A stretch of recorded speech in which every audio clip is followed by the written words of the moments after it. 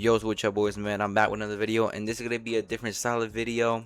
I've been meaning to make a this video for a while, since last month. Never had the time to get through it, but now I have the time.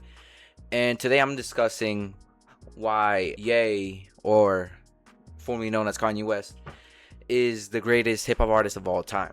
This is all opinionated. If you think, some other hip hop artist, rapper is better than Ye, it's cool. But I personally think that in 2026, his discography holds the test of time. From start to finish, modern day, it gets really tricky, but I still even the bad albums in his discography it doesn't really diminish all of his classics from previous years. Start by looking at the college trilogy. So obviously we have the College Dropout, Late Registration, and Graduation.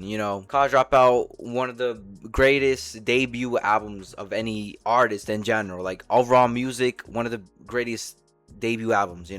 Has classics: All Falls Down, Jesus Walks, Spaceship, Family Business, Through the Wire, Slow Jams, Two Words. I could go on and on about this album. This album is just, even in 2026, this album has been released since '04. So it's been 22 years since he's dropped that album, and it still holds the test of time. If you drop this album right now, it will still go number one. Now to Late Registration. I feel this is one of his most underrated albums. I don't see this album get praised enough. I feel it's like it gets really brushed off to the side in the trilogy.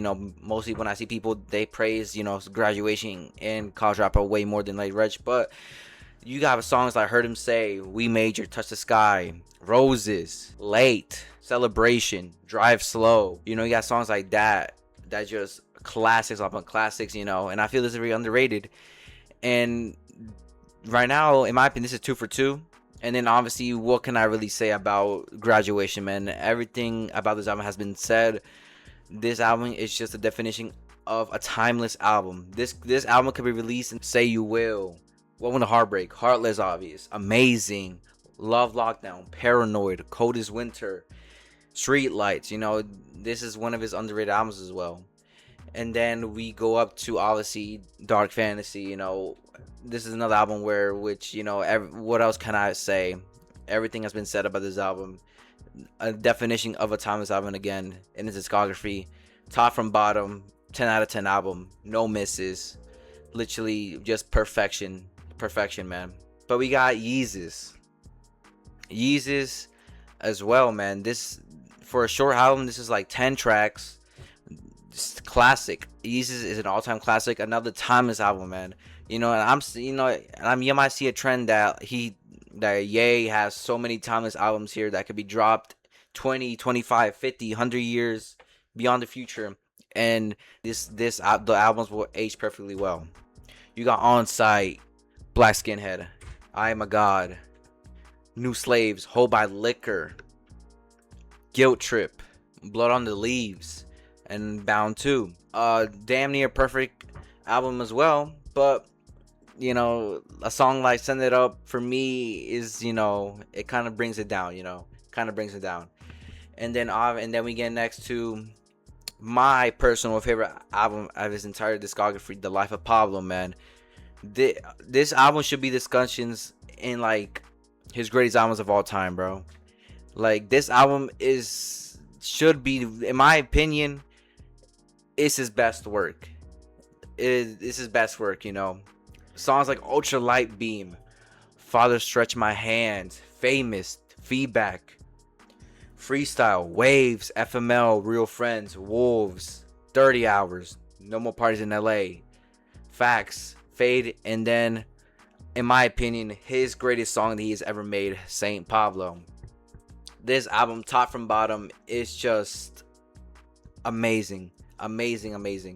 So many hits, so many bangers on it, so many peak moments on the album, man. And then we go on this three little streak of very short albums like Yay, Kiss He Ghost, and Jesus is King.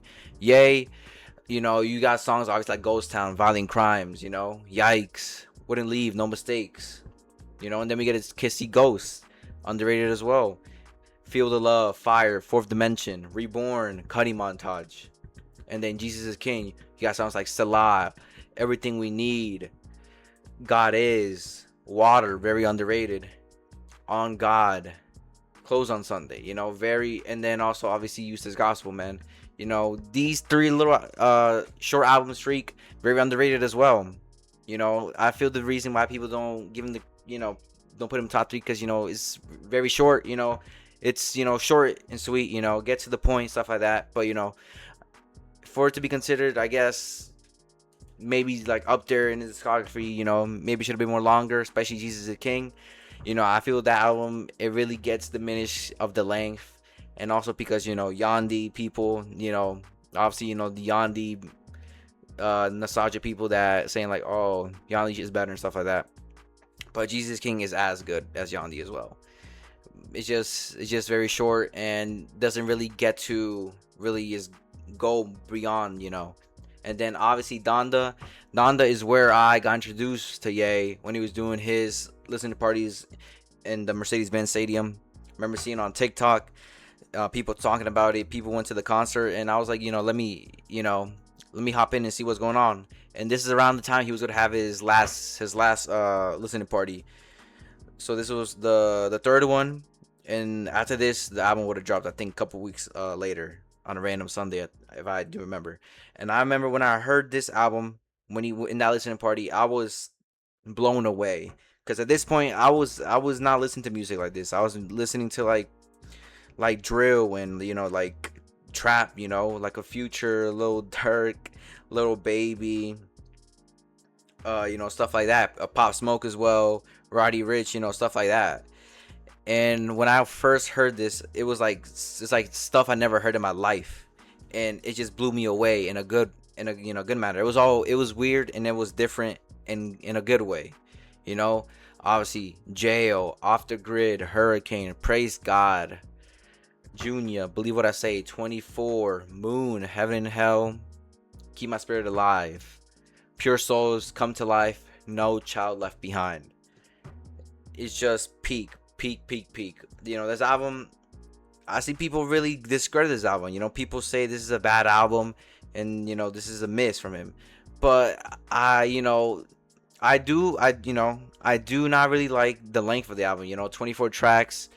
This album is like around like almost 2 hours of length. I think this album really gets diminished of its length, and there's so many songs on here that didn't really need to make the final cut.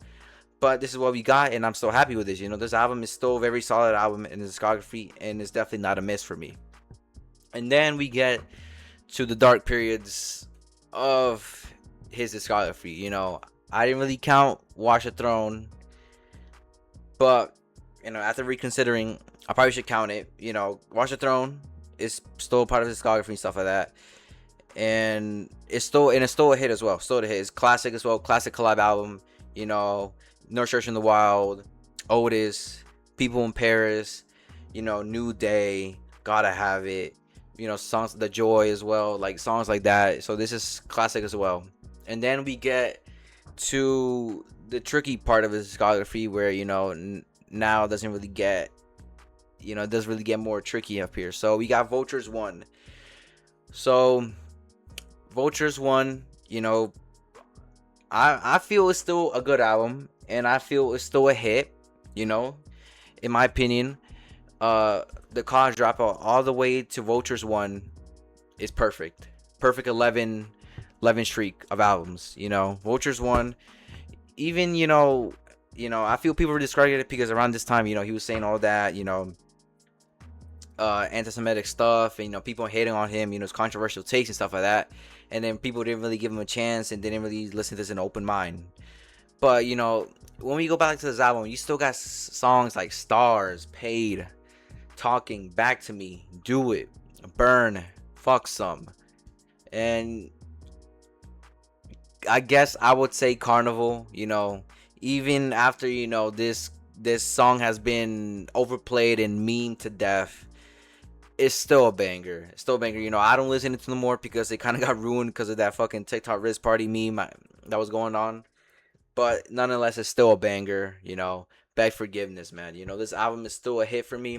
And then now we get to where I think the streak kind of ends. Vultures 2.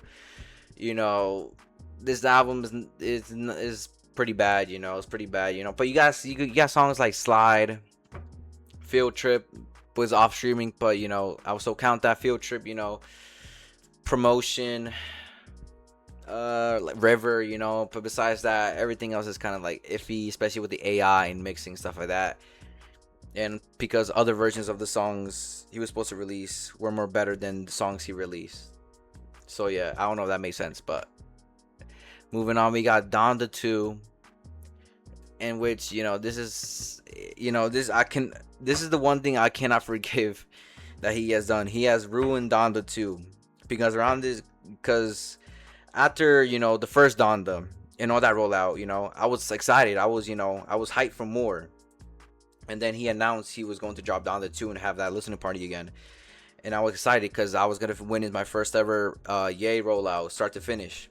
And when that Donda 2 listening party hit, bro, oh my goodness. All the songs, you know, songs like True Love, Broken Road, Flowers, Too Easy, Pablo, Security, you know, songs like that.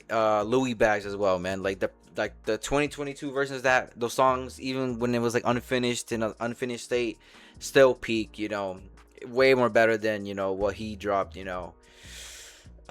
You know, now 2025 version, you know, the mixing is not as well, you know. And then there's so much AI, you know, this whole album is filled with AI, and I feel that really brings it down a lot. But then we get to Redemption arc. We got Bully. Now Bully is another hit. Is a hit in discography right here. He was on a, you know, 2 bad album run, but then it ended with Bully. You got songs like King, Father, All the Love, Punch Drunk, Mama's Favorite, Sisters and Brothers, Bully, Preacher Man, even with the AI on it, Beauty and the Beast. This one here, the latest version, you know, Damn, you know, this Last Breath even is still, like, you know, underrated song as well. You know, this album, you know, it does have its inconsistencies, you know, and when it released, it have a bunch of AI, but now a lot of it is pretty much gone, and it's pretty much a hit, and the mixing got fixed as well, so that's another good thing. So, you know, this is a hit in the discography. You know, if we really just take away Vultures 2 and Donda 2, in my opinion, he would still have a good discography. Perfect discography. No misses. No albums, you know. But we're in a reality where Vultures 2 and Donda 2 exists, you know. But it is what it is, though. It is what it is, you know. There's still so many songs on those albums that, you know, I could listen to, and, you know, and stuff like that. But as a whole album, it doesn't really, you know, gets that standard of, you know, Yay level, as we all know and love. But yeah, he's been relevant in so many eras, man. In the 2000s, 2010s, and even 2020s, he has stood the test of time in 3 different eras, you know. So I think that's another reason why he's one of the greatest. He is the greatest of all time in hip hop. But yeah, man, like I said, let me know what y'all think. Like, subscribe, comment. I'll see y'all in the next video. Peace.